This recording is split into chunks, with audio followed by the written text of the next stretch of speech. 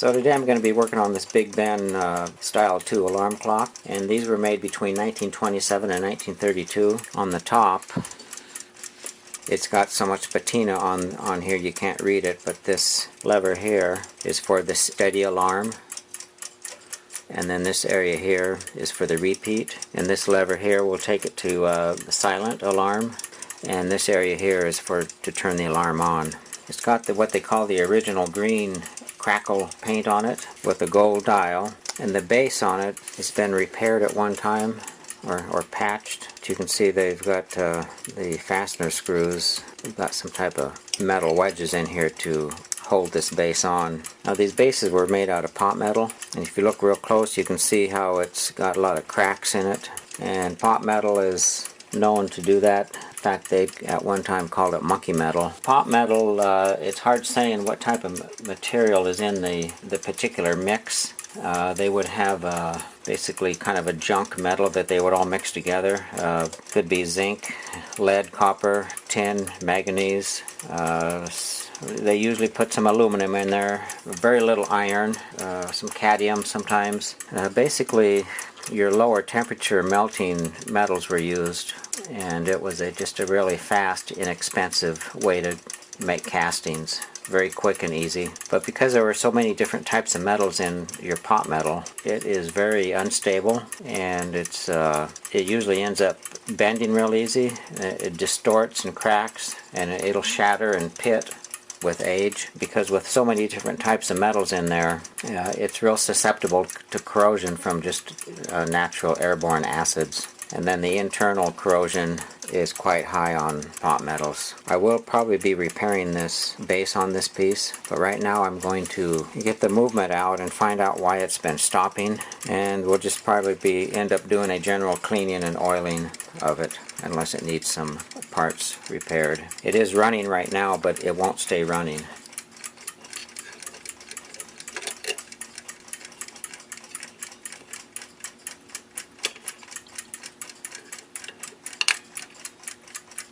A good way to remove this knob for setting the time is to use a washer down there, and then put some cardboard in there to protect the brass. And then you can put some pry bars on the bottom. I use a screwdriver on both sides, and just apply a little pressure on it.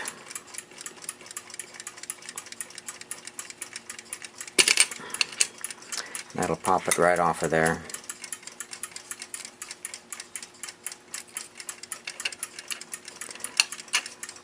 That's a good way of removing these knobs without damaging the brass, and also a good way of removing those knobs without damaging the shaft itself.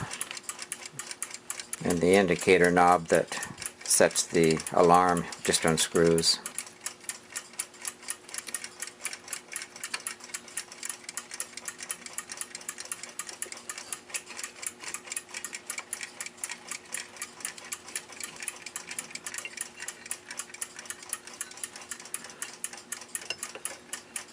And that looks like it's in good shape, a little bit of rust.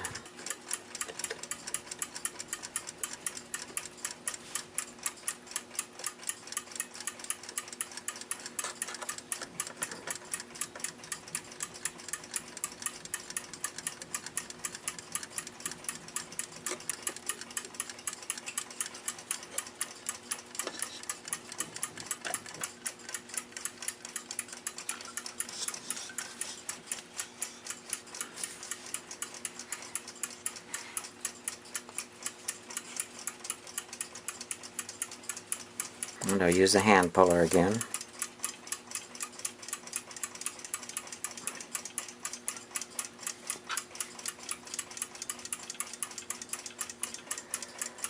And to protect the dial, when I pull this alarm indicator off, I'm going to put 2 pieces of heavy bonded paper in here, because I need to get some thickness built up there, because it's quite a distance down there to the dial.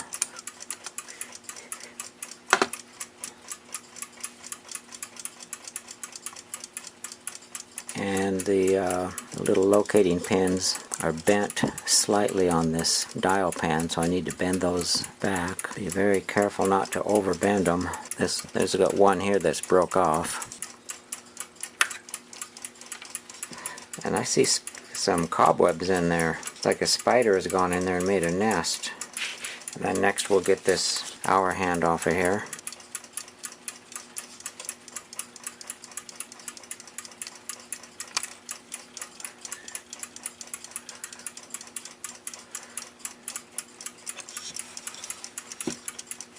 It's just a metal steel dial pan with either a zinc or a nickel finish on it. But somebody has bent these over, and that's not a real good thing to do because they'll end up breaking, like this one here has broken, if somebody needs to open it up in the future. The dial's in fair shape.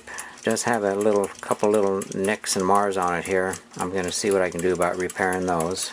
A nice original dial. And here we see the standard corrosion that happens on these movements. When you've got the dial pan that's made out of a different type of metal than the plate on the movement, you end up with what they call galvanic corrosion. And this is not dirt, it's actually corrosion. When you get zinc or nickel next to brass, it ends up creating like a battery effect, and you end up with a corrosion around that area. This is actually a gold gilt movement. It's brass that's been gilted with gold. We'll get some blocks of wood under it here so that I can pull that.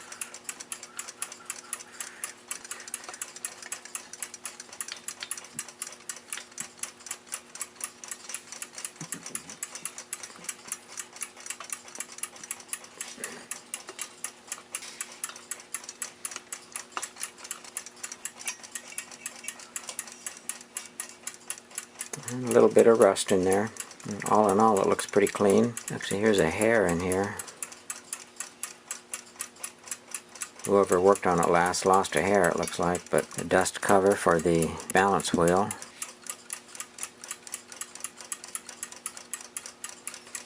Dust cover for the mainspring for the time side, and dust cover for the mainspring for the alarm. Dust cover for the center wheel. Interesting. This is a tension spring. Looks like they got a couple tension springs going here too. I'm not sure if it's going to show up, but there's some cobwebs. The spider has gone in there and made a nest. Pivot for this balance staff it looks like it's got some rust in it right there. This pivot appears to be clean on this side, but this one definitely has rust on it. It's probably a good thing I pulled it apart. And the first thing I'll do is I'll remove that balance out of there so it doesn't get damaged. Looking at it closer, I can see cobwebs flopping back and forth. There's cobwebs stuck to the balance wheel and on the pallet fork. I don't know why a spider would go in there to make a nest. I can't see any bugs being in there for it to eat. The first thing I'll do is get this wedge out of here.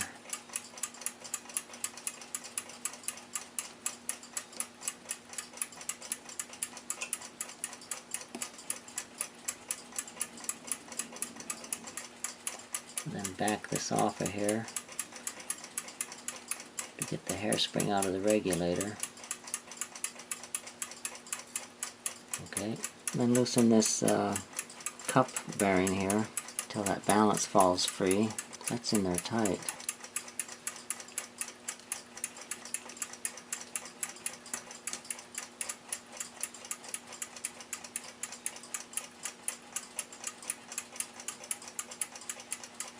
It looks like both pivots have rust on them. After I get the rust cleaned off, I may have to polish those pivots.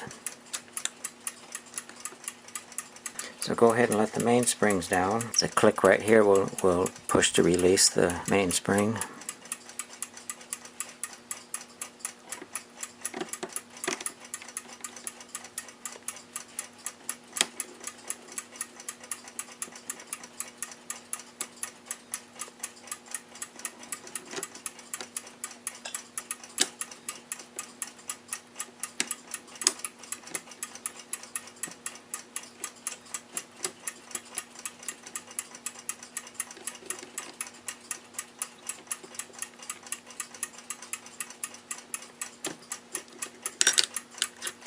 Mainspring for the alarm side, release it the same way, except it's on the reversed side.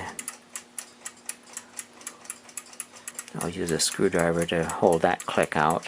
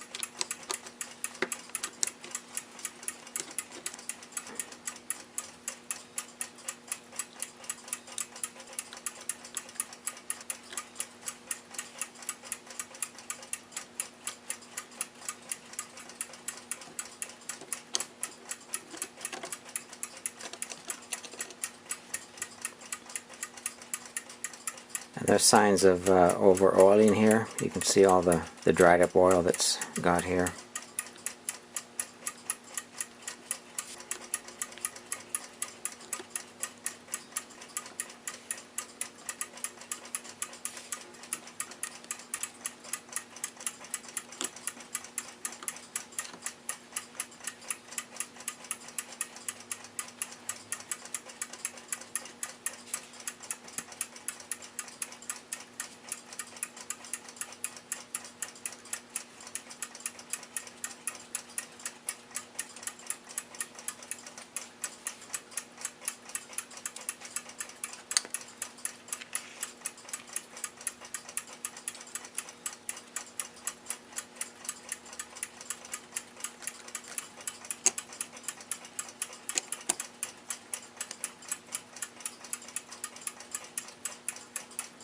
It actually looks pretty clean. There's a little bit of dirt,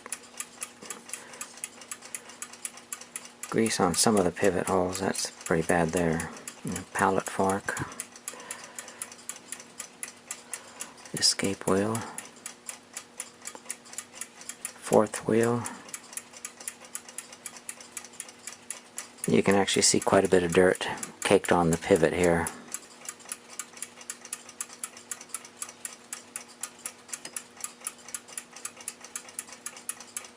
Yeah, the pivots are pretty black on these.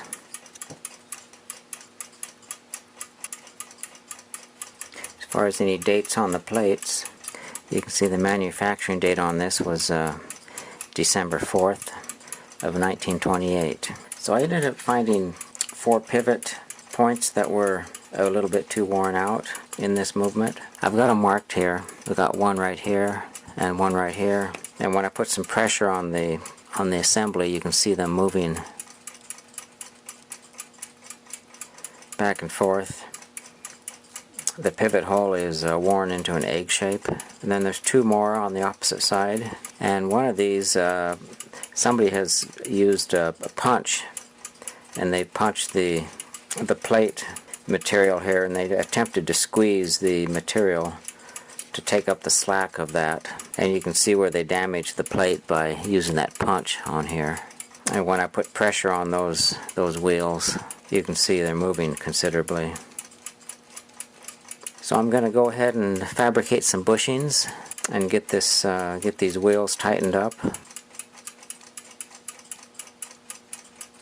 First, I need to polish the pivots on the gears that I will be fabricating these bushings for. The design of these Westclox gears don't lend themselves friendly to mounting in a lathe, so there's another process I'll be using to polish the pivots. There's a lot of choices to choose from when choosing a polishing compound. They come in different forms and can be adapted to use to polish pivots. The Tripolis is a fine cutting compound, good for scratch removal and leaves a dull finish. The Red Rouge is a very fine iron oxide powder. It's a fine burnishing compound for high quality polishes. In these sticks, it comes as a solid, mainly used for buffing wheels. And it also comes in a powdered form. It can be used as a dry cloth, or you can mix it with some oil, make a slurry out of it. There's also oilstone powder that can be used.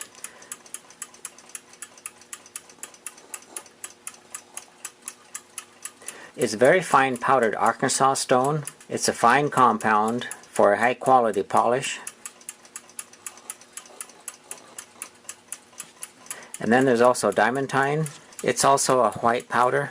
It's a very fine powdered aluminum oxide. It's another fine compound for a high quality polish. Since these wheels don't lend themselves easily to mount up in the lathe, for these pivots I'm going to be using some heavy duty nylon thread for holding the polishing compound.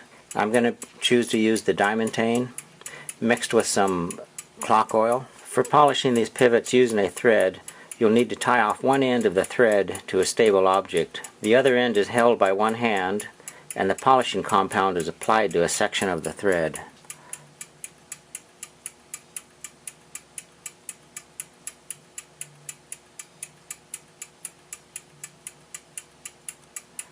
Then I take the pivot to be polished and make one loop around the pivot with the thread.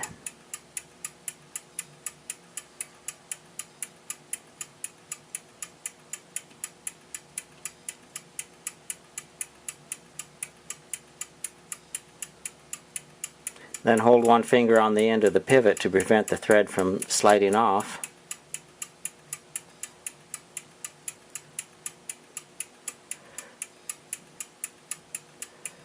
And gently slide the pivot along the string, making sure the string rides the whole length of the pivot.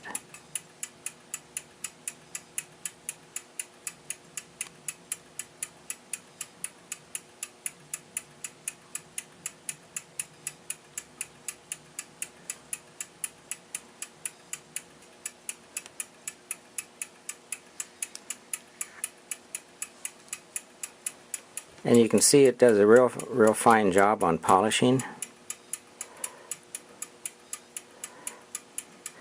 Next I'll do this other pivot, and we'll see how that turns out.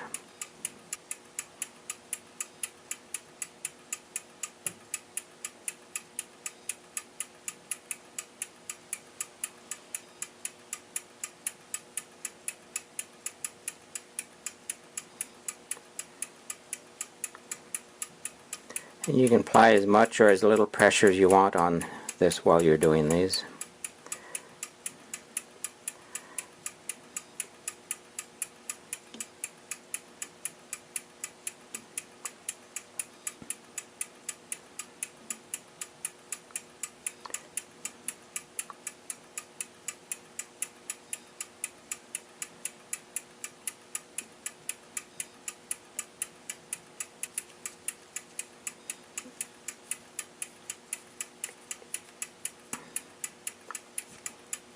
And that pivot as well came out real nice.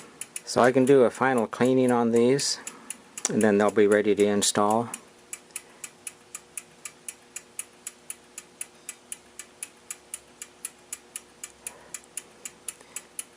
It gives almost a chrome look to the steel. It polishes it so highly. So I'm going to start on this particular pivot point here, and the next step you can see how much wear is in there. But the next step is to take a file and remove the material in the opposite direction of where the wear is, which is going to be where that oil sink is. And I'm going to pretty much file that whole area where you can see the oil sink be right in there. I'm going to file that all out until I get a round hole, and then we'll be able to ream it out and get the size of the outside diameter of the bushing that is needed. But I see a lot of people just taking these and not filing the hole true, and then they'll run a reamer through it, or some of people even take a drill press and drill through that and also use the reamer to go through there. And I'm not real confident that they're able to hold true center where that pivot's supposed to be without filing that egg-shaped hole round where it should be. So we just take our time and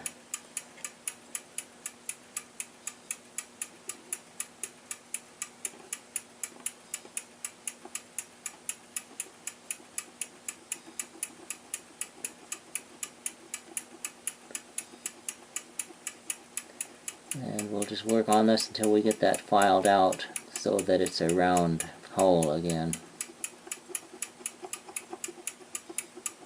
And I'm just putting pressure on the side where there's no wear on it, and that's the direction that the file is going to be cutting. So I've got the hole filed out round. It's no longer egg shape, and I ended up removing all of that oil sink to get it to be round. And the next step would be to ream it. Be using this reamer to get started with it. I may go up to the next size reamer, but we'll ream that hole out and see how it cleans up.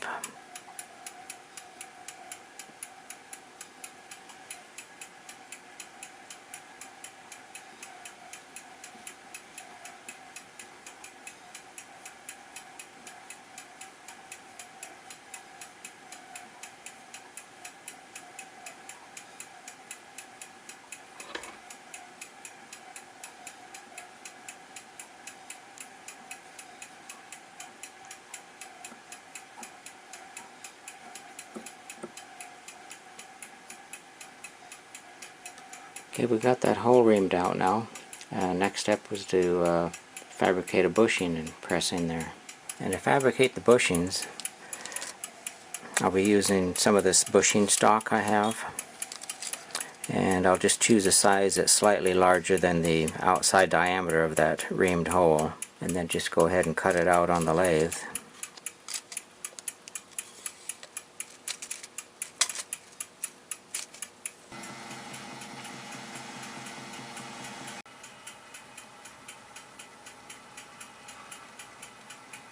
So I'm just finishing up the final cuts on the OD of the bushing, and then next I'll go ahead and bore a hole through it.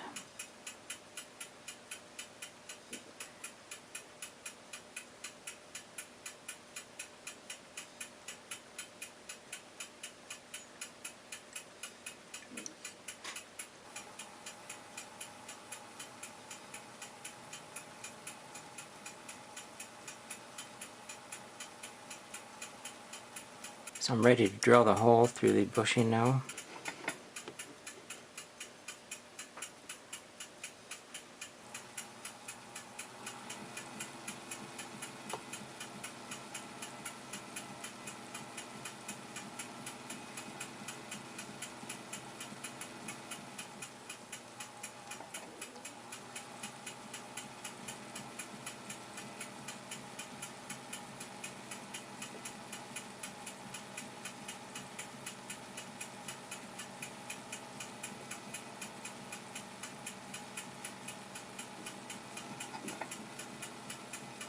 To cut the length on this, I'll put some blue felt pin on here, and then hold the plate next to it and spin the lathe, and that'll mark where I need to cut for the length. And then I'll double check it. And before I cut this off, I'll come over here and put the oil sink on this end of it.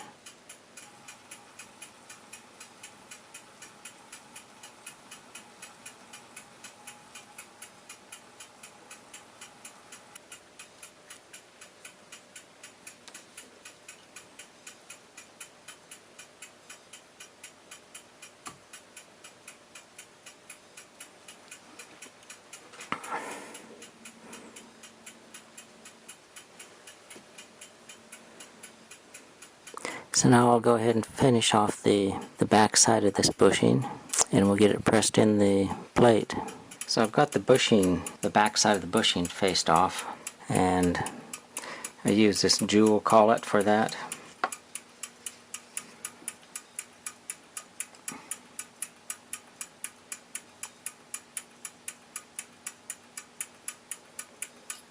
This is just the standard collet for the watchmaker's lathe. Then there's also a set of jewel collets.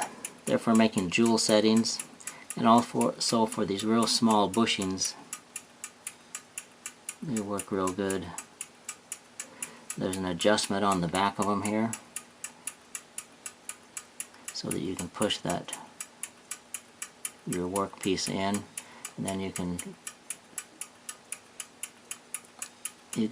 screw this out, and your workpiece will come out. You can see it coming out the end right now.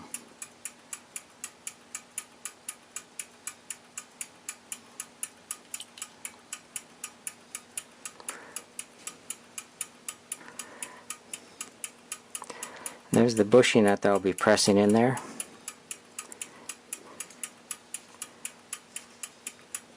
Get this hole ready for the bushing. Pull this marker off now.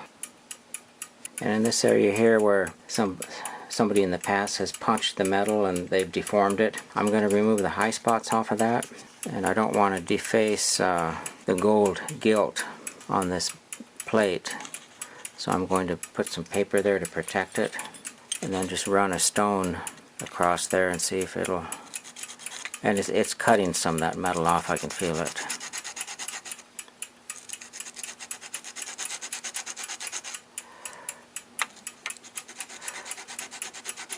But that paper will keep from marring the gold gilt.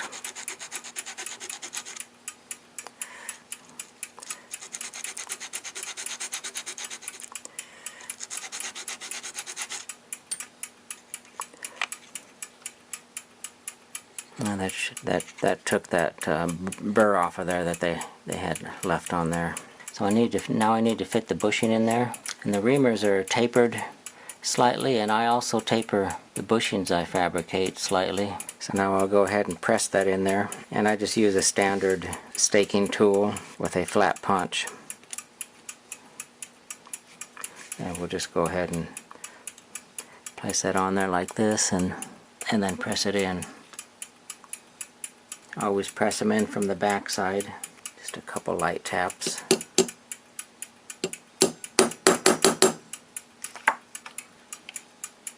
So there's one bushing and 3 more to go. You can see that the still scarred up here from where somebody had, punched it and tried to squeeze the metal. But we got a nice bushing in there. We'll go ahead and start replacing the rest of them. Right now I'm going to ream this bushing out. The hole, I drilled it just slightly smaller than the actual size of the pivot. And to broach them out, there's broaches that we can use. Of course, this one's much too large. I'll be using, I have to select from some of these smaller broaches. I'm holding onto the handle right now, and then that smaller end does the cutting. I'll find one that'll fit into that hole, and we'll broach it out so that pivot will fit in there. So to fit the pivot into the bushing, I found a broach. I'll go ahead and broach this out. This is a real small pivot hole, so that broach is very small.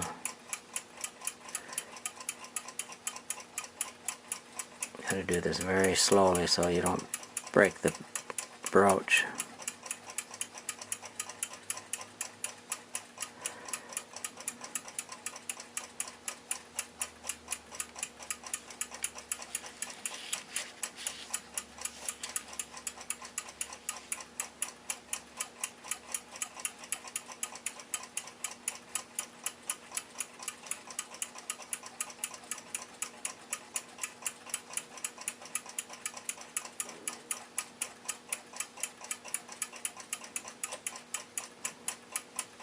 And just cut slowly.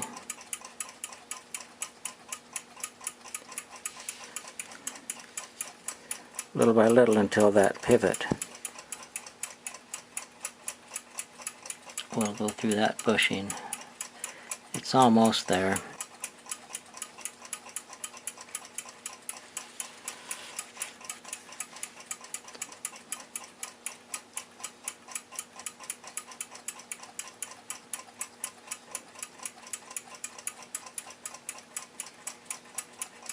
We'll give that a try.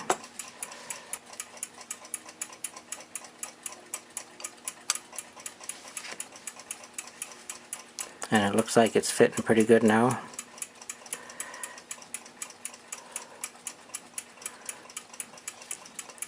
We'll go ahead and burnish that out, and go ahead and repeat that 3 more times for the other 3 worn pivot holes.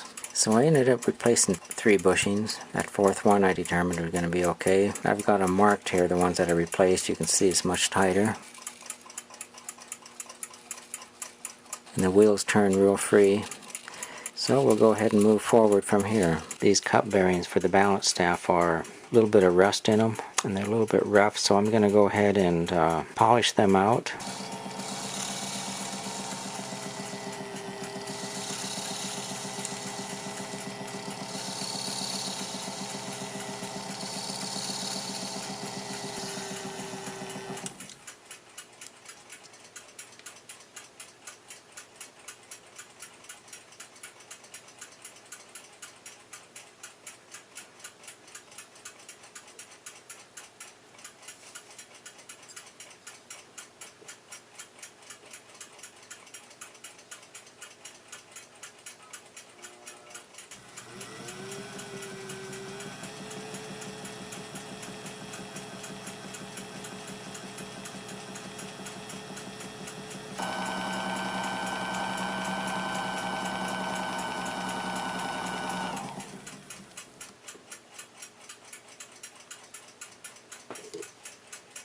So I've got the bushings replaced that I'm going to replace, and everything is cleaned up except for the balance staff and the balance. But I'm going to go ahead and start putting this back together.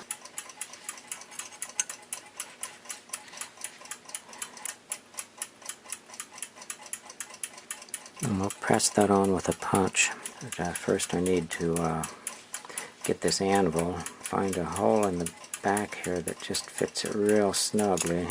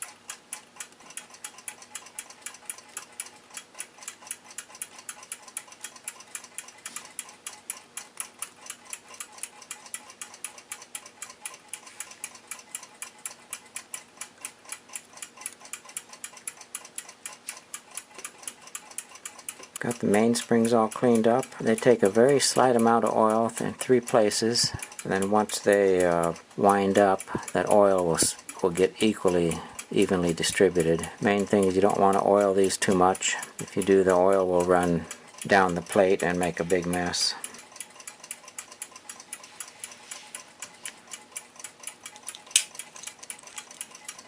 Okay, that one's in, ready to go.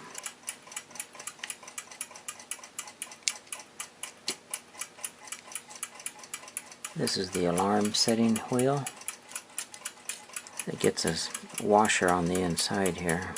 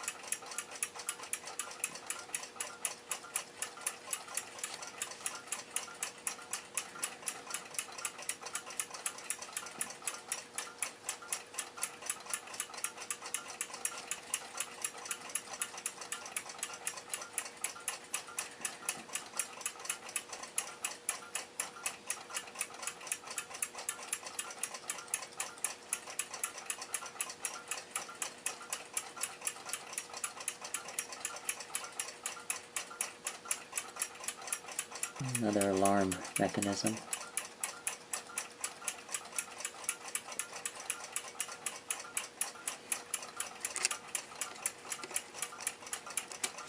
Mainspring for the time side.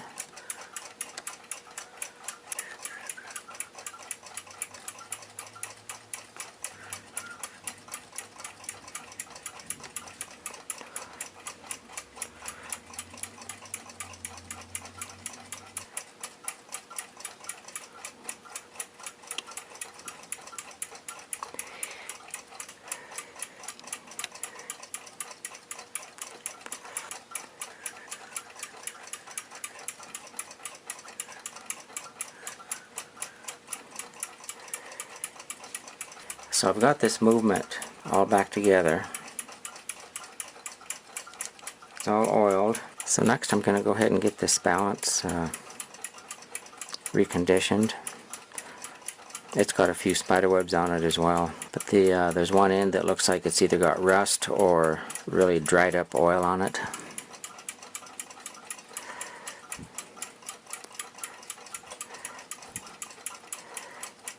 And you can see the bottom where they've balanced it, they've removed some metal on the back side of the hub. Even throw that on a poising tool to just see how well it is balanced. So before I move this hairspring off of here, I've made a temporary gauge. So when I reinstall it, this is going to give me the distance between the balance wheel and the hairspring collet.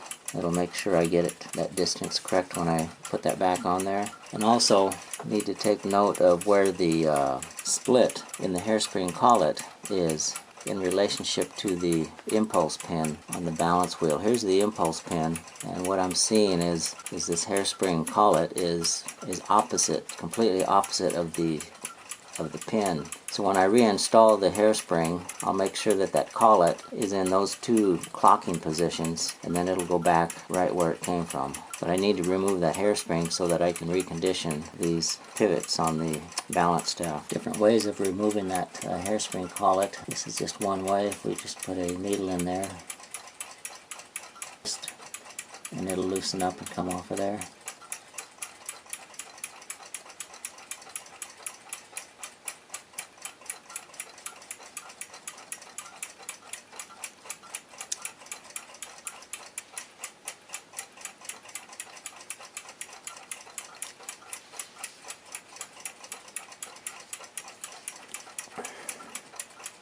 So we can place this aside where it won't get damaged. Now I'll go ahead and now I can mount this up on the lathe and see what's going on with it.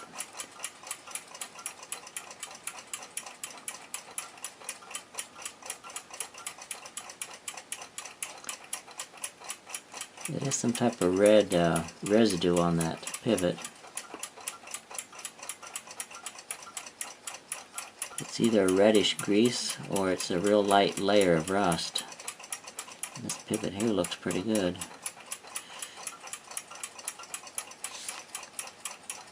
Well, we'll mount this up on the lathe. So I'm going to polish this pivot on this staff here.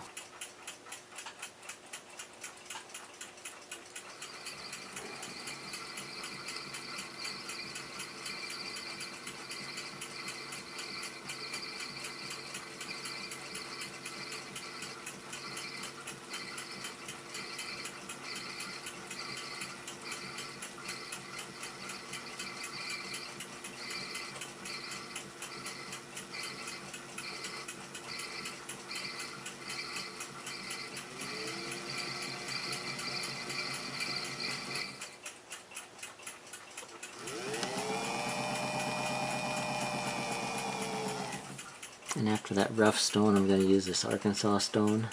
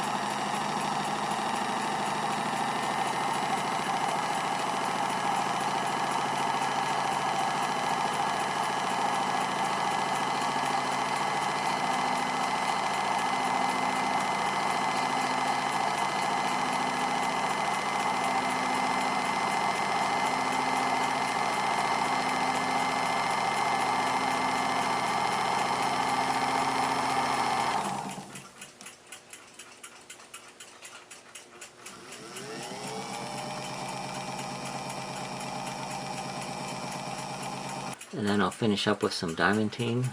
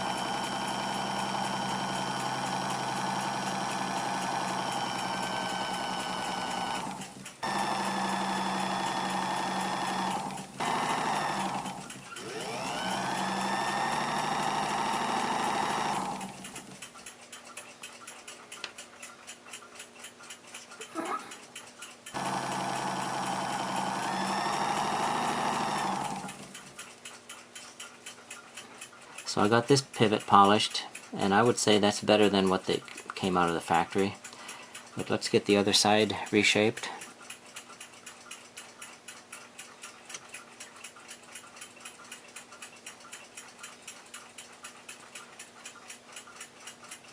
So the pivot on this side is so worn, I'm going to have to recut it. I believe that's about a 60-degree angle that they're supposed to be. As long as we maintain that angle.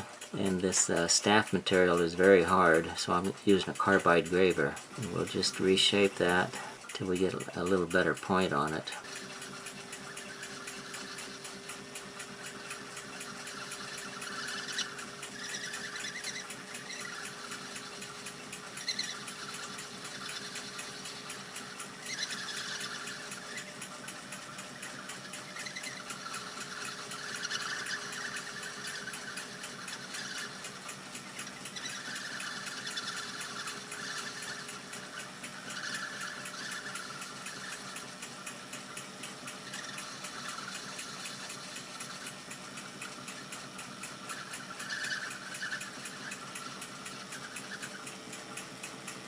So I've got the pivot reshaped. I'll go ahead and polish it a little bit.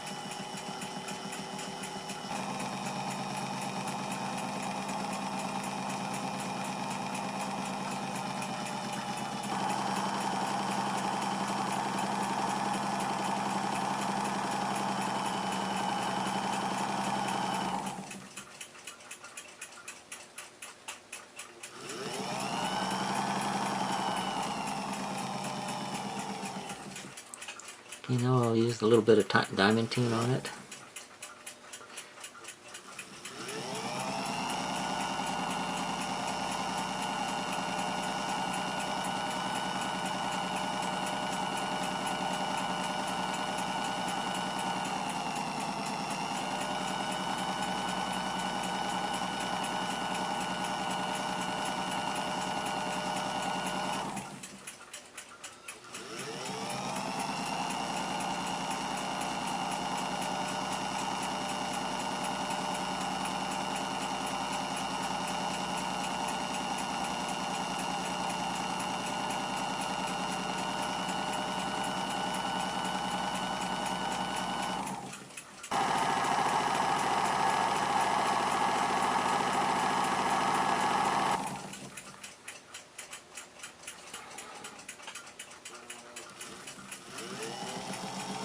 That side there reshaped and polished up real nice. It's got almost a mirror finish. Almost looks like chrome. So the balance cleaned up quite nicely. Got the pivots all polished.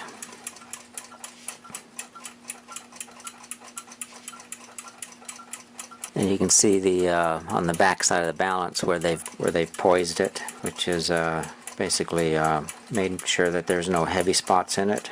But just as long as I have this out, I'm going to set this in a pair of poising calipers and just see how balanced it is. And to work these, on the ends here there's a cone bearing surface just made out of brass. Balance wheel, and put it in between there. And once you get the balance mounted, to exaggerate things, to show the principle, once you get the balance wheel mounted, if for some reason there's a heavy spot on the balance, such as that radical that I put on there, the balance is going to go down and swing back and forth.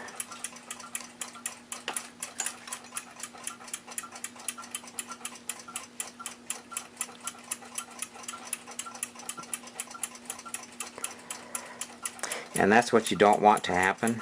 What you want to happen is for the balance to swing around and not have any place where it will rock back and forth. So let's take that radical off of there.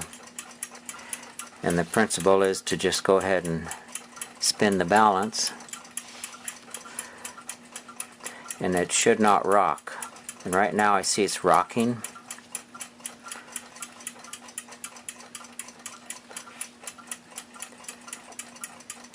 So this balance is not in complete poise. It's got a little bit of a heavy spot on it.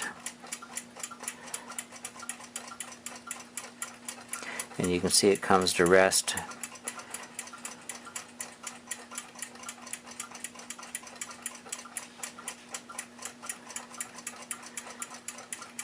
In the same place every time. And there's another way of poising these balances. It's a little more accurate. And that's to use a poising tool.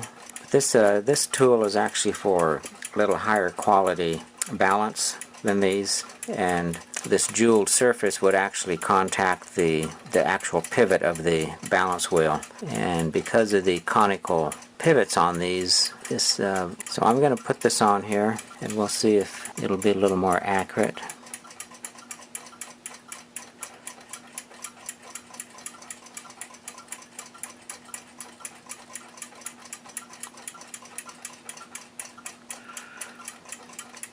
And you can see it rocking back and forth. That's indicating that that wheel has a heavy spot on it.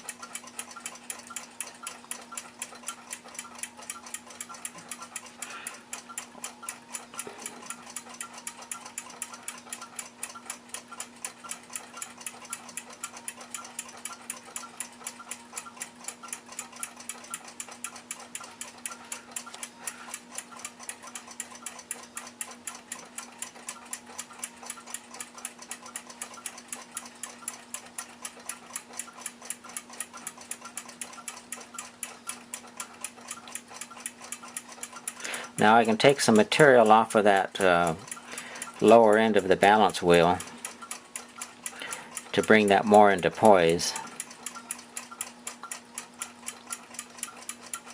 But in doing that, it's going to make that clock run faster because you're reducing the weight of it. And so you have to increase the length of that hairspring to get it to come back into time. On your higher quality watches, you're going to have balance screws in there that you would reduce the weight of the screws. So no, this balance is not in complete poise because it does have a heavy spot down there. But I'm going to say for the quality of the movement, I'm going to just go ahead and use this as is, because I don't think it's, because we're not dealing with a real high quality timepiece here. So we'll put the hairspring back on this and get it in the movement. So we'll go ahead and install the hairspring on this balance. And the split needs to be opposite of that impulse pin. And if we need to move it after it gets in the movement, if we need to get that in beat after we get it in the movement, we can rotate that, call it on there.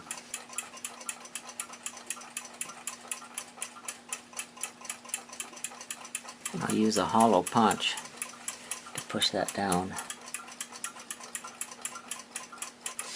And then I'll use my gauge to make sure it goes down to the correct depth.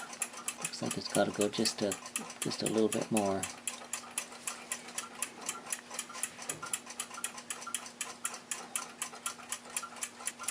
Looks like that's just right.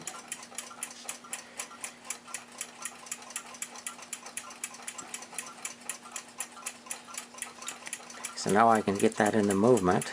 Put that pivot in on the end of the balance hairspring first, and then put the impulse pin in the pallet fork, and get this other pivot in the cone bearing, and then get the pivot opposite of the hairspring in that cone bearing. I'll have to hold it with my finger here and tighten this cone bearing up a little bit.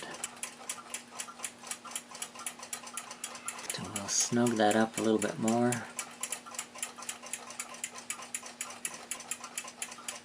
And now we need to get that hairspring run through the regulator and then through the stud so that we can pin it. Okay. Okay, got it through the regulator.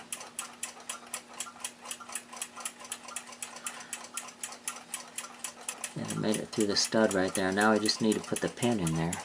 Okay, here's the wedge.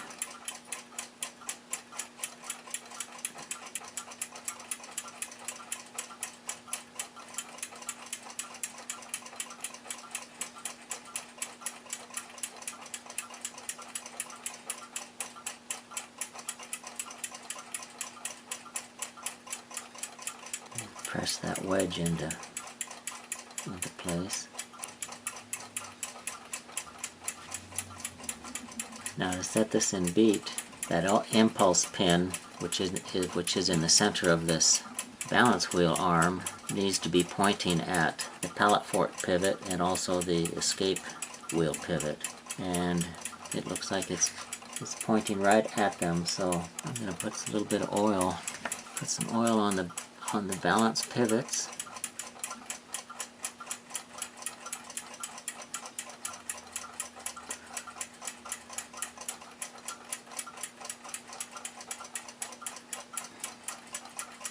And the way I polish those pivots, it's going to make the oil not run down the pivot like it did on that when I took it apart, where you could see the reddish rusty material. And I'm going to put a drop of oil on the receiving side of the pallet fork. I'm going to put a couple winds on this. Put some power on it.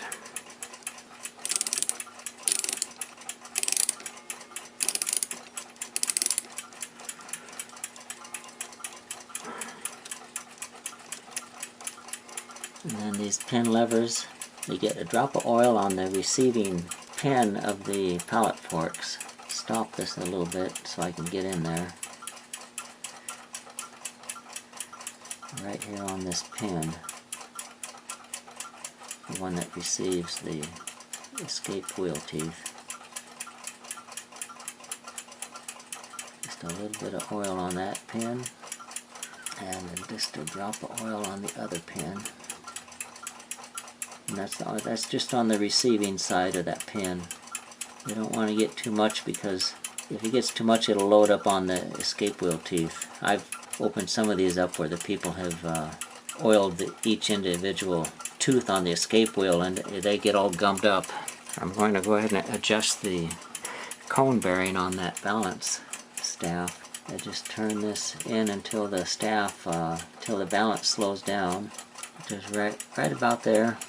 But there wants to be just a small amount of play in here, end play.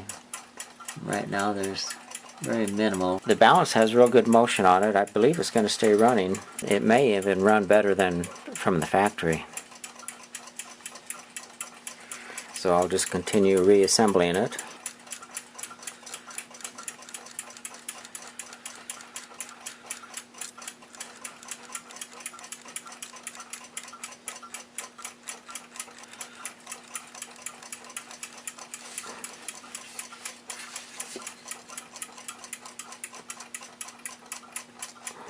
We've got the dust seal for the timekeeping mainspring, and dust seal for the alarm side, tension washer for the mainspring assembly, and dust seal.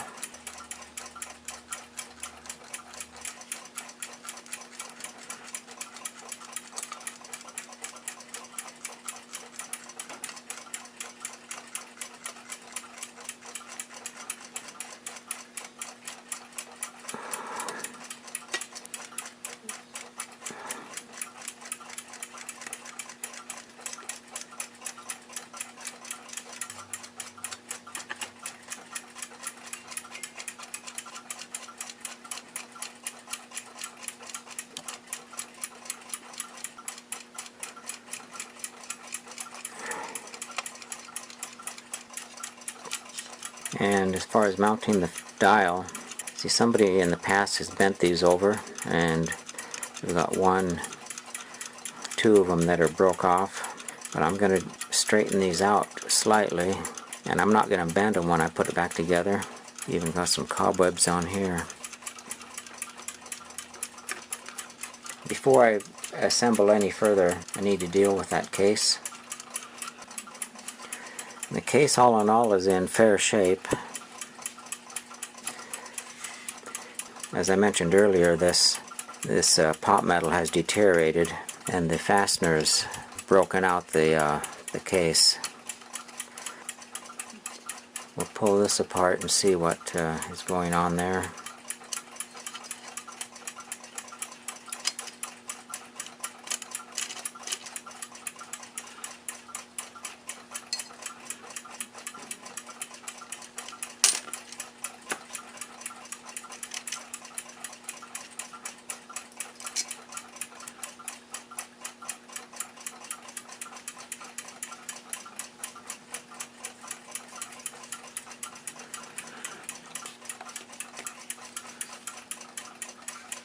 I believe these look like the original mounting fasteners.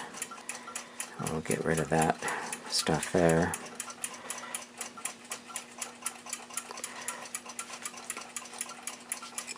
And you can see the screws are just broke out there.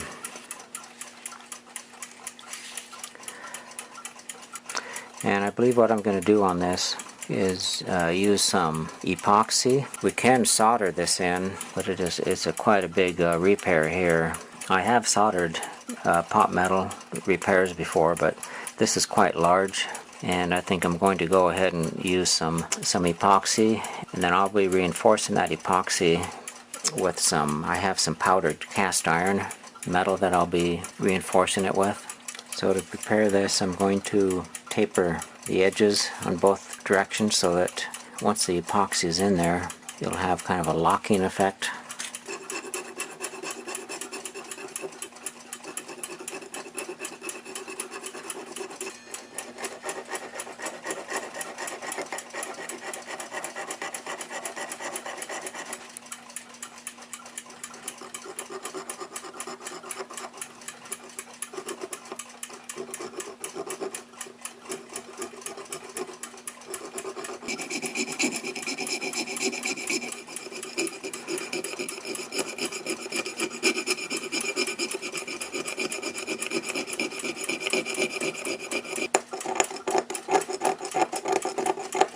So I'm getting ready to apply the epoxy.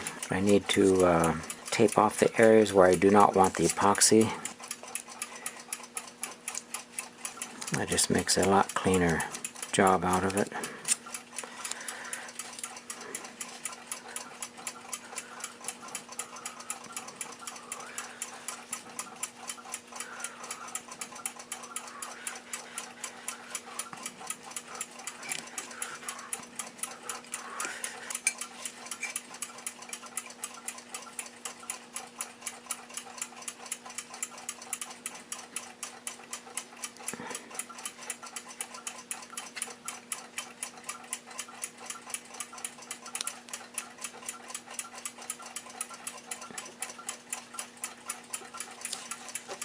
I'm using some JB Weld.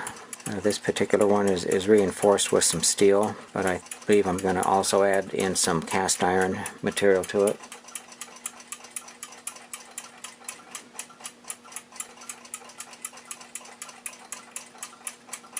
Okay, first off, I'm going to put a coating just on the edges here.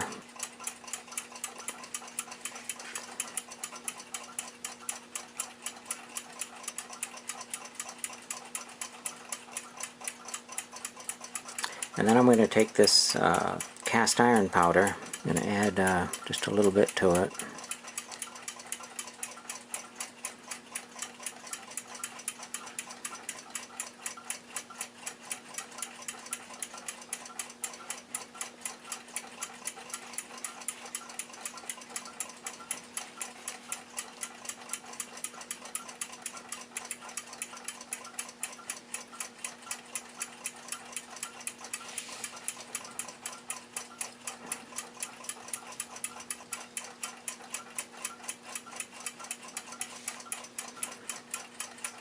I put some plastic on this rim so I can lay this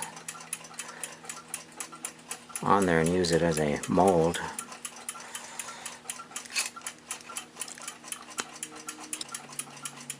And then I'll just fill this in here.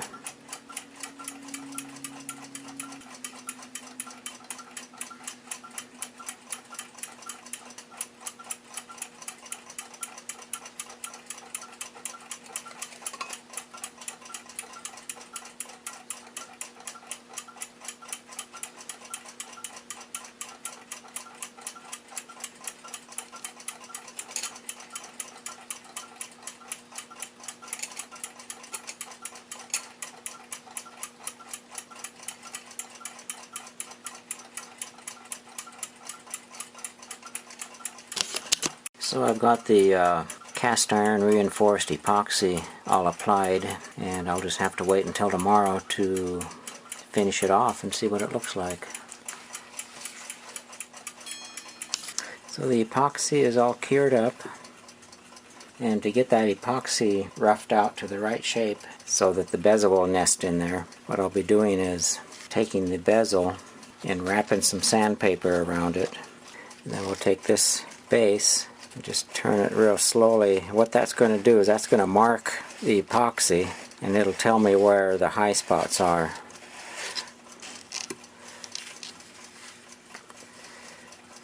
Then I can take a coarse rasp and just work on those high spots.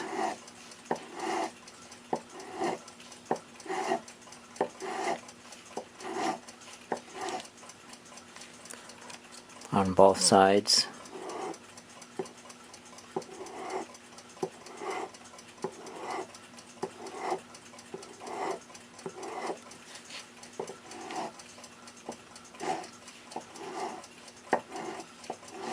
And I'll do that periodically until all that epoxy is cut down to where that bezel will nest in there just perfectly. So we got this fared out fairly decent.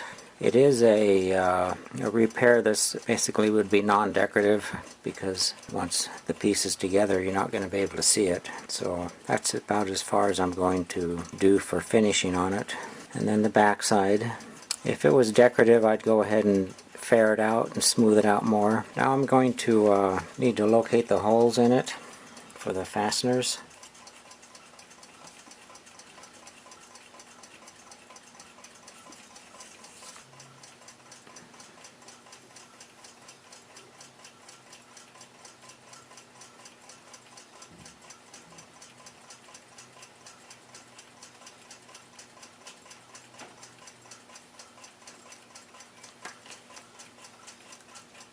Okay, it's time to put the hands on and get this .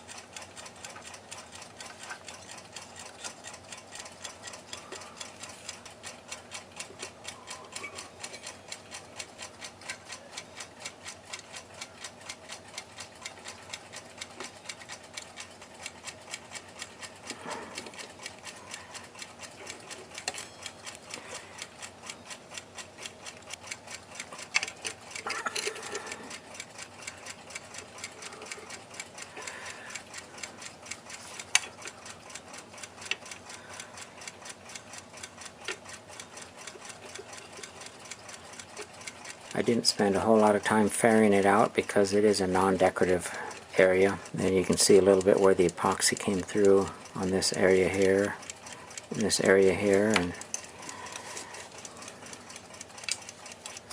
and this area here. So the repair is actually tough to see unless you're actually looking for it.